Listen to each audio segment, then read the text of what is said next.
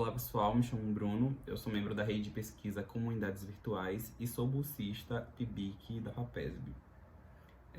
Queria começar agradecendo a FAPESB e a CNPq, que foram as agências de fomento que nos apoiaram nesse processo, e também a minha orientadora, Aline Alves. Bom, o meu plano de trabalho ele tem como título Plataformas Digitais, Práticas e Afórdices no Cenário Educacional da UFBA, da UNEB, IFBaiano e também IFPB. Aqui, como eu falei, eu faço parte da rede de pesquisa Comunidades Virtuais, que está cadastrada no diretório da CNPq desde o ano de 2002 e está presente em instituições de ensino como a UNEB, a UFAL, a UFBA e também no IFBaiano. Aqui a gente tem os objetivos, só que eu não posso citar eles agora porque o tempo está um pouquinho corrido, mas vocês podem dar pausa e ler. Vou começar falando dos objetivos e meta do meu projeto de pesquisa, que tem como objetivo interagir com as plataformas que foram indicadas pelos docentes, realizando análise de navegabilidade, interface e também de usabilidade.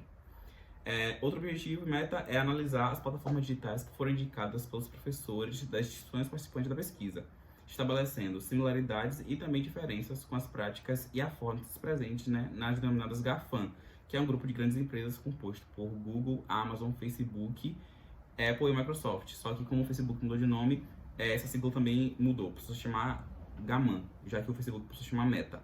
Só que aqui nessa apresentação eu vou tratar desse grupo de empresas como Big Techs, vou me referir a elas como Big Techs.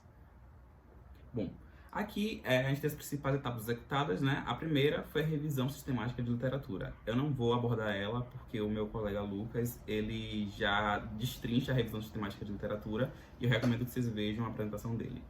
A segunda etapa consistiu na análise da documentação das plataformas selecionadas e entrevistas com gestores desses ambientes. Nessa etapa a gente buscou informações sobre o funcionamento das plataformas e também em relação à coleta de dados delas. A terceira etapa ela consistiu na análise e na sistematização dos dados, enquanto que na quarta etapa foram a produção dos resultados e também as considerações finais. Bom, vamos começar falando sobre plataformização. Com o advento da pandemia de Covid-19, ela acabou acelerando o processo de plataformização da educação, que ela já vinha acontecendo, mas que devido às medidas sanitárias que a gente teve que executar para combater a Covid, muitas atividades passaram por meio digital, por meio das plataformas, e o mesmo aconteceu com a educação. Segundo Van Dijk e Powell, as plataformas online elas podem ser entendidas como arquiteturas digitais programáveis que são desenvolvidas para organizar interações entre usuários. Bom, e não só entre usuários finais, como eu ou você, mas também entre empresas e órgãos de governo. E as plataformas, elas são direcionadas à coleta sistêmica, processamento algoritmo, transferência e comercialização dos dados dos usuários, sejam eles finais, como eu falei, eu ou você, ou então outros tipos de usuários, como empresas e instituições do governo.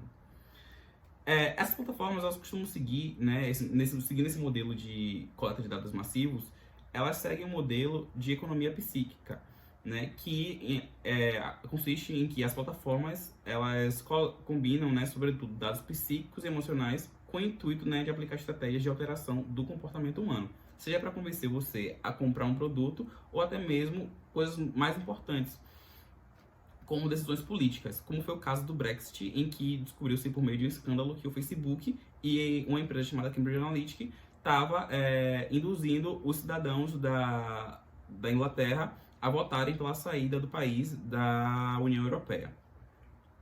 Dando sequência aqui, as plataformas digitais de educação, vamos falar sobre elas agora. Elas podem ser classificadas em dois tipos, como síncronas e assíncronas. As síncronas, a gente tem o Conferência Web, o Zoom, o Google Meet e o Microsoft Teams. Essas plataformas elas foram identificadas através de um questionário vinculado à pesquisa Plataformas Digitais de Ensino, um estudo de caso da interação dos docentes das universidades e institutos no Nordeste, UFBA, UNEB, IFBaiano e IFPB, que foi financiada pelo Edital Universal 2021 da CNPq. Nessa primeira fase da pesquisa, anterior a essa que eu estou apresentando agora, os docentes das instituições indicadas, eles foram questionados sobre quais PDEs, quais plataformas de ensino, síncronas e assíncronas, eles mais utilizavam durante esse processo de docência no ensino remoto. Vamos falar agora sobre o modelo de negócio dessas plataformas. Só para lembrar, né, no início da pandemia, as aulas pararam, né, as pessoas foram obrigadas a ficar em casa. E havia uma pressão para que as aulas acontecessem de alguma forma, porque as pessoas não poderiam ficar sem estudar. E é nesse contexto que universidades, redes de ensino e secretarias de educação, tanto de estados quanto de municípios, né, acabaram disponibilizando para o seu corpo docente e discente produtos que foram fornecidos por Big Techs, sem se preocupar com quais seriam as implicações desse uso, né, do uso dos dados, como esses dados seriam usados, onde eles seriam armazenados, quais seriam os usos comerciais desses dados. Então, não houve essa preocupação de início com essa questão. As plataformas digitais, né, criadas por essas Big Techs, elas seguem um modelo de negócios que Van Dijk, Powell e Wall, eles batizaram de capitalismo de plataformas.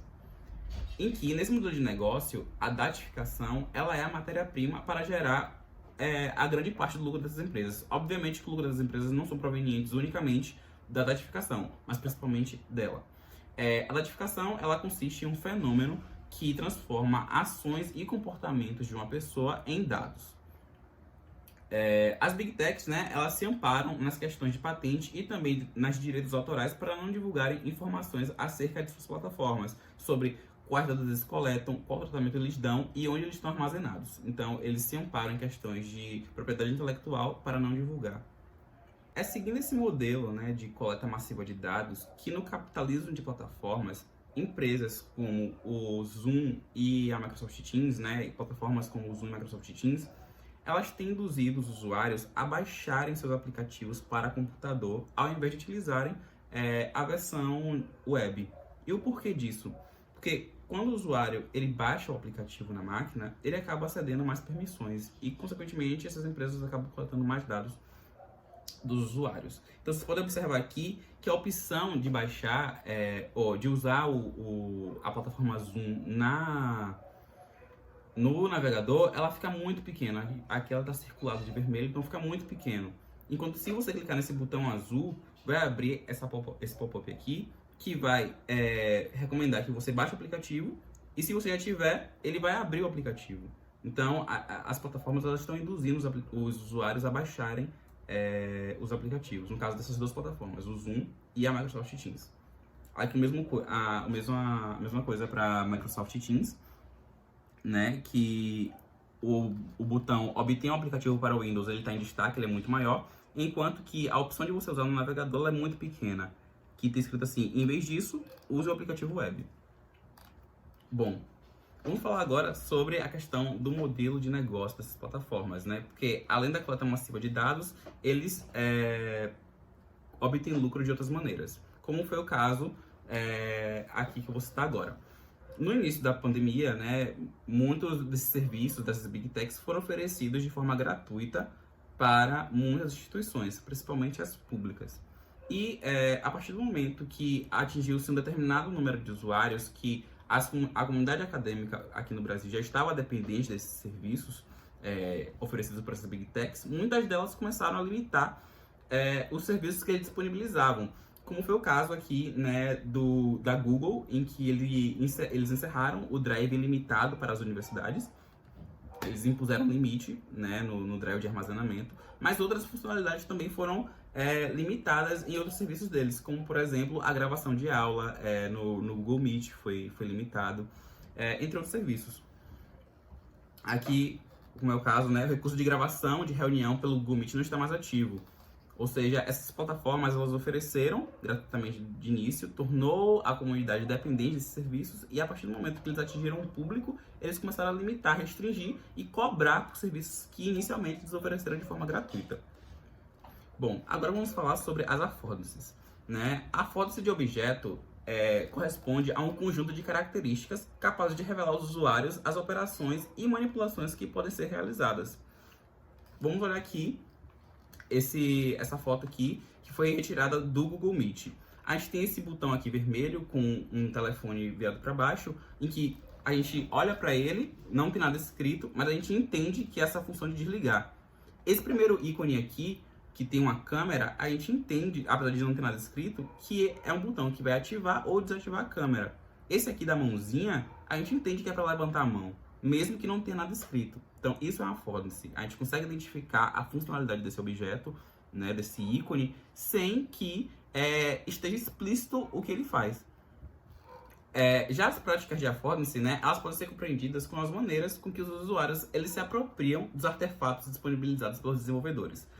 Um exemplo o Facebook, há alguns anos atrás, ele só tinha a função de like para você reagir a uma publicação. Mas depois eles incorporaram, né, as reações, que tem o like, tem o coração, tem a cara de irritado, tem de triste, em que inicialmente o objetivo dessas affordances era que os usuários eles reagissem às publicações. Só que os usuários eles começaram a se apropriar de outras maneiras. Como um exemplo, muitas pessoas começaram a fazer enquetes, né, nas publicações. Por exemplo, se você prefere filme A ou filme B. Se você prefere filme A, dê like. Se você prefere filme B, dê uma reação de amei com um coraçãozinho. Então, essa é uma forma das práticas de affordancy, né? E, dando sequência, né, nem todos os usuários eles se apropriam, né, das funcionalidades da mesma maneira, como é o caso que eu acabei de citar aqui agora.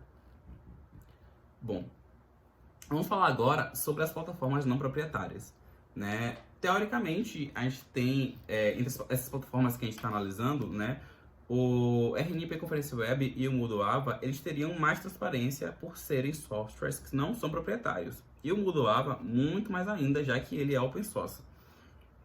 No entanto, ambas as plataformas, tanto o RNP Conference Web quanto o Moodle Ava da UFBA, eles utilizam serviços de Big Tech durante as suas operações.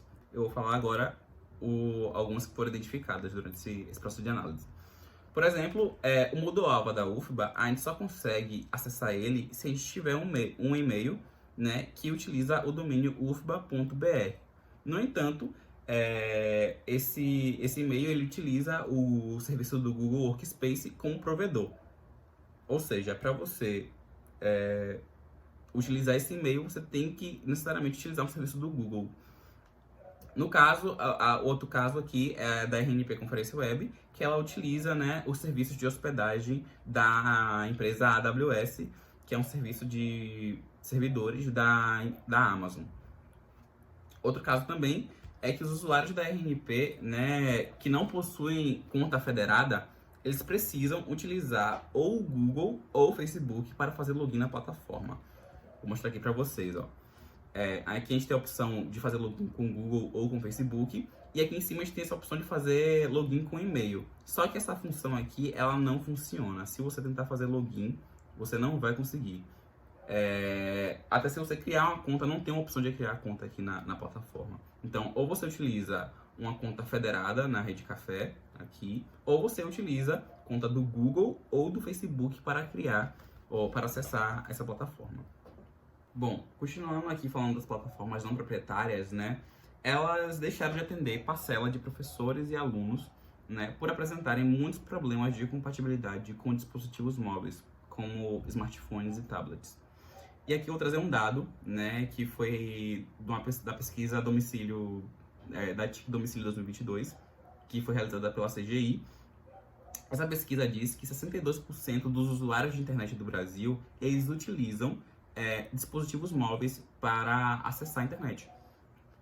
Então, você não conseguir ter uma plataforma que ela funcione bem em dispositivos móveis é um fator que você exclui muitas pessoas de utilizarem a sua plataforma, né? E essas plataformas, hoje em dia, elas estão melhores, apresentam melhores, mas, por exemplo, a NRP, né, Conference Web, ela só veio lançar um aplicativo mobile em março de 2023. E o Moodle Ava da UFBA, até hoje, ele não tem aplicativo para celular, para dispositivos móveis. Para você acessar, você tem que abrir o navegador do seu dispositivo.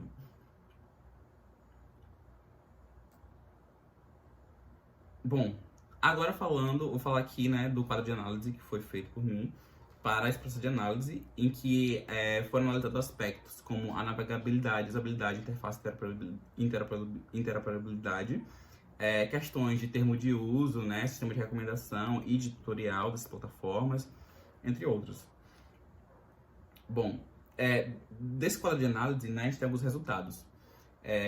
Entre os 21 aspectos analisados em relação às affordances, né, apenas 7 estão disponíveis em todas as plataformas de forma gratuita.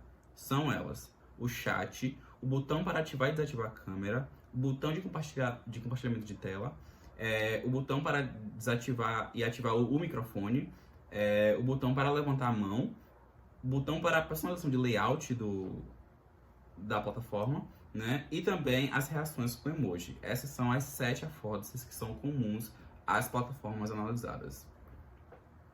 Aqui a gente tem um quadro em que eu trago as affordances, né, a quantidade de affordances de forma gratuita e de forma paga. O RNP Conferência Web é a plataforma que mais traz affordances de forma gratuita, até porque é uma plataforma gratuita, né? Então ela traz 19 affordances, empatado com o Microsoft Teams, que também traz 19 affordances, só que a do Microsoft Teams é na versão paga. Dando sequência aqui, né, em relação à capacidade de participantes simultâneos nas plataformas, o RNP Conferência Web tem capacidade de 150 pessoas, o do Google Meet é de 100 pessoas na versão gratuita e 500 na versão paga. O Microsoft Teams é 100 na gratuita e 500 ou 1000 na versão paga. E o Zoom é 100 na versão gratuita e 300 na versão paga. Em relação ao limite de duração de uma conferência, né, no RNP é ilimitado. No Google Meet, no plano gratuito, é de 1 hora e 24 horas no pago. No Microsoft Teams é 1 hora no gratuito e 30 no pago. E no Zoom é 40 minutos no plano gratuito e 30 horas nos planos pagos. Agora vamos falar um pouco sobre a questão de segurança e também de vazamento de dados. A RNP Conferência Web é a única plataforma entre as analisadas que publica informações a respeito da segurança dos usuários. E essas informações, elas são divulgadas no relatório anual de segurança da RNP. Apesar desse relatório que eles fornecem, né, não consta informações sobre vazamento de dados dos usuários nesse relatório. Esse relatório, né, ele informa em relação... A única coisa em relação a ataques que eles informam é um ataque de negação de serviço, que consiste em um ataque em que hackers eles direcionam um grande fluxo de dados para essas plataformas com o intuito de deixar elas congestionadas, muito lentas ou até inutilizáveis, inoperantes, né? E aqui, em média, né, um ataque desse em volume de dados costuma ser de 2,3 GB por segundo. Bom, apesar de outras plataformas não divulgarem informações nenhuma em relação a procedimento de segurança, relatório de segurança, a gente pode ter alguma ideia de que elas também têm vulnerabilidades de segurança.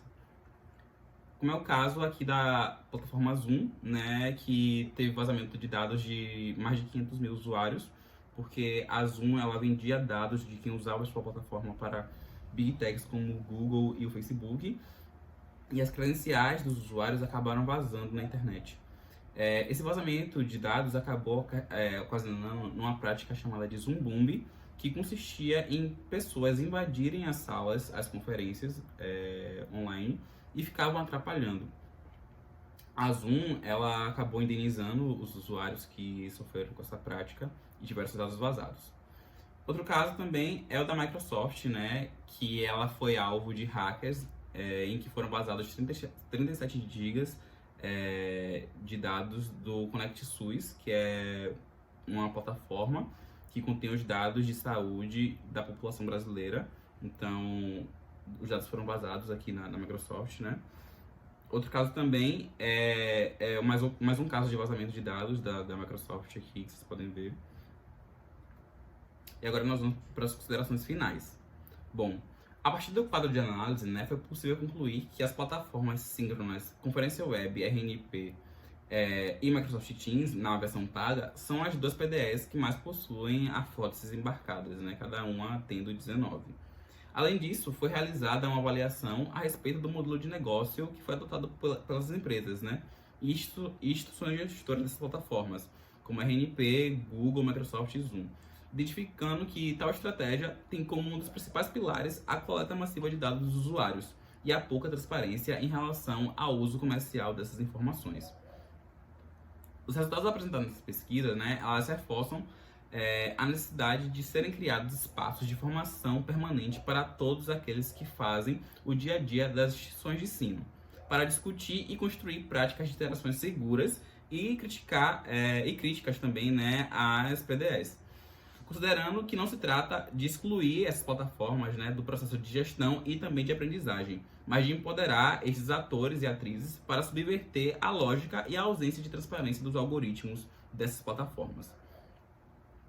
Aqui, como produto final da nossa pesquisa, a gente tem um lançamento do livro Inteligência Artificial e Educação, refletindo entre desafios contemporâneos. E aqui agora ele tem as referências. Obrigado.